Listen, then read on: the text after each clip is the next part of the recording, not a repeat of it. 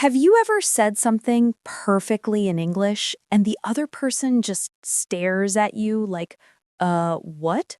Or you text your coworker, "I'm in the parking lot," and they reply, "Do you mean the car park?"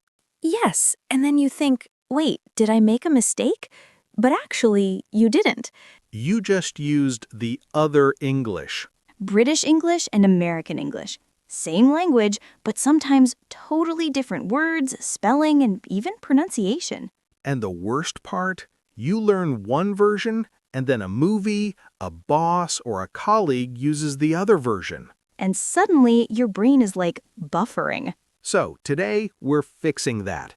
You'll learn the differences that cause the most confusion at work, in daily life, and in real conversations. And we'll do it with tiny scenes, like real life, because that's how you remember. Okay, ready? Let's jump in. Hey everyone, welcome back to Easy English Ears. I'm Monica. And I'm Jack. Today, we're talking about British English versus American English, how to understand both, and how to not feel embarrassed when someone says a word you've never heard before. Like when someone says, "I'm popping to the loo," and you're like, "You're popping where?" Exactly. Also, you don't need to choose a team. You can understand both. Right, but you should know the main differences, especially if you work with international teams. So, as you listen, I want you to do something. When you hear a British word or an American word you use, say it out loud. Just one word. Practice with us. And tell us in the comments later, which version do you hear more, British or American? Okay, let's start with the biggest one, vocabulary. Same idea, different word. Scene time? Scene time.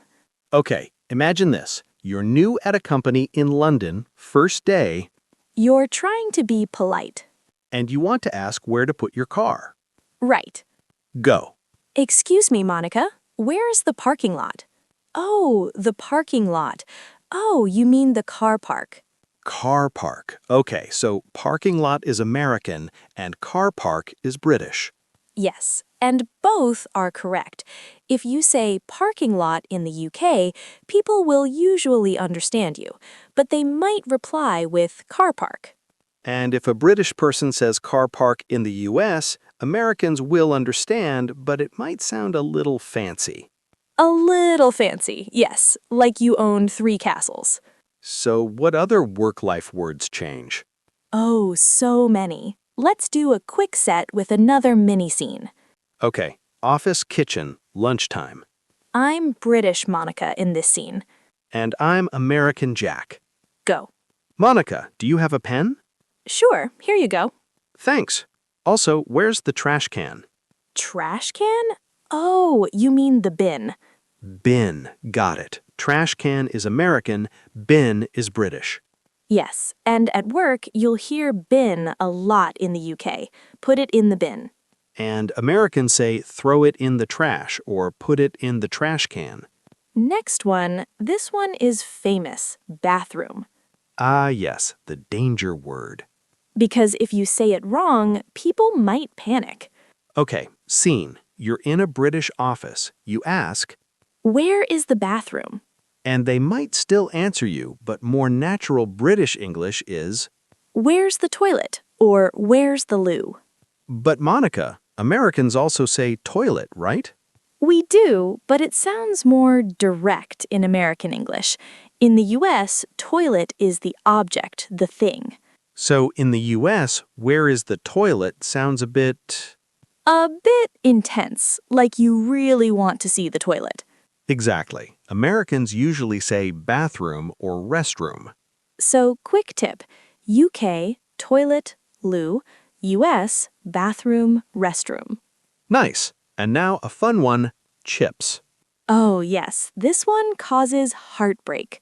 Scene. You're in a cafe in London. You order chips. And you're thinking of thin, crispy chips, like potato chips. But in the UK, chips are big and hot. So, what do British people call American chips? Crisps.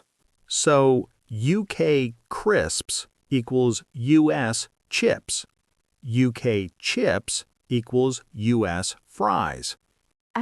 And if you're hungry, you can just point and smile. Or just say, the salty potato ones. Yes, that works everywhere. Okay, that was vocabulary. Now, spelling. This matters in emails at work. Yes, because spelling can look wrong, but it's just a different system. Scene. You write an email to a client in the UK. You write, we will organize the meeting. And in American spelling, organize is Organize with Z. But British spelling often uses S, Organise. Yes, and both are accepted in many places. But if your company follows British style, they may prefer organize. So what are the common spelling patterns? Let's make it simple. 3 big ones. Okay, I'm listening. First, OR versus AUR. American, color, favor, honor. British, color, favor, honor. Color versus color. Second, IZE versus ISE. American, organize, realize. British, organize, realize. And third? ER versus RE. American, center, meter. British, center, meter. Wait, so theater is British and theater is American? Yes, and leader versus leader. Okay, but Monica, what should learners do? Choose one? Here's the friendly advice. Choose one for your writing at work so you look consistent, but learn to recognize both so you can read emails from anywhere. Consistency is professional. Understanding is powerful. Exactly. And if you're not sure, check your company style or match the client. Or just copy the spelling from the last email they sent you. Yes, that's a real workplace tip. Now, let's talk pronunciation. This is where people feel the most, wait, what did they say? Because British and American pronunciation can sound quite different, even for simple words. Let's start with the big one, the R sound. Yes, in many American accents, the R is strong. In many British accents, especially Southern British, the R is softer or disappears at the end. Example, car. American, car. British, ka. And water. American often sounds like water. British often sounds like water. That T changes too. Yes, great point. In American English, the T in the middle can become a soft D sound. That's called a flap. So water, better, meeting. American, water, better, meeting. British usually keeps the T clearer. Water, better, meeting. Right. Let's do a tiny work scene to feel it. Okay, we're in a meeting and someone asks for an update. I'll say it British style, you say it American style. Same sentence. Deal. We need a better plan for the meeting on Tuesday. We need a better plan for the meeting on Tuesday. Nice. And notice something else. Tuesday. Americans often say Tuesday. And many British speakers say Tuesday. I love that one. It sounds cute. Cute and confusing. But once you know it, you hear it everywhere. So, pronunciation tip. Don't panic. If the word is familiar but sounds different, think maybe it's the accent. Exactly. Your brain just needs a second. Now, let's do a really common word that changes in pronunciation. Schedule. Yes, UK often says schedule, US often says schedule. Schedule. Schedule. And both are correct. Another famous one is advertisement. Americans often say advertisement. British often says advertisement. So learners might think it's a new word, but it's the same word. Yes, same spelling, different music. Okay, next difference. Words that mean different things. This is where mistakes get funny. Yes, because you use a word correctly, but in the other English it means something else. Let's do a safe, workplace-friendly example. Pants. Oh no, here we go. In American English, pants means trousers, normal, office clothing. But in British English, pants means underwear. So if an American says, in the UK, I like your pants, it can sound very personal. Too personal. Scene, office compliment gone wrong. Go. Hey, Monica, I love your pants. My pants? Yeah, they look great. Jack, in the UK, pants means underwear. Oh, no, I meant your trousers. Your trousers look great. Better, much better. So, US pants equals UK trousers. UK pants equals US underwear. Exactly. And this one is very important if you travel. Another meaning change word is jumper. In the UK, a jumper is a sweater. In the US, a jumper can be a type of dress, often without sleeves, worn over a shirt. So if a British person in the US says, I bought a new jumper, you might imagine the wrong thing. Exactly. Let's do one more that happens at work. Quite. Oh, that's a subtle one. Yes, in American English, quite often means very. Like, this is quite good, meaning very good. But in British English, quite can mean a little or not very. It depends on tone, but often it's softer. So, with a British manager saying, your report is quite good, they might mean, it's okay, but it could be better. And an American employee might hear, wow, they love it. Exactly. So with quite, pay attention to context and tone. And if you're not sure, ask a simple question. Like, do you mean it's strong or should I improve it? Perfect. That's professional and clear. Now let's talk about everyday phrases, small culture differences. Yes, because sometimes it's not one word, it's the whole phrase. First one, British people often say, I'm going to pop to. Meaning go quickly, short trip. Like, I'm going to pop to the shop. Americans don't use pop that way as much. They might say, I'm going to run to the store, or I'm going to head to the store. And another British phrase, I'm keen. Yes, in the UK, I'm keen means I'm interested or I want to. In the US, keen exists, but it can sound a little formal or old-fashioned. Americans might say, I'm up for it. I'm interested. Sounds good. Let's do a workplace scene, planning a team lunch. Okay. Hey, Jack, we're going for lunch at 1. Are you keen?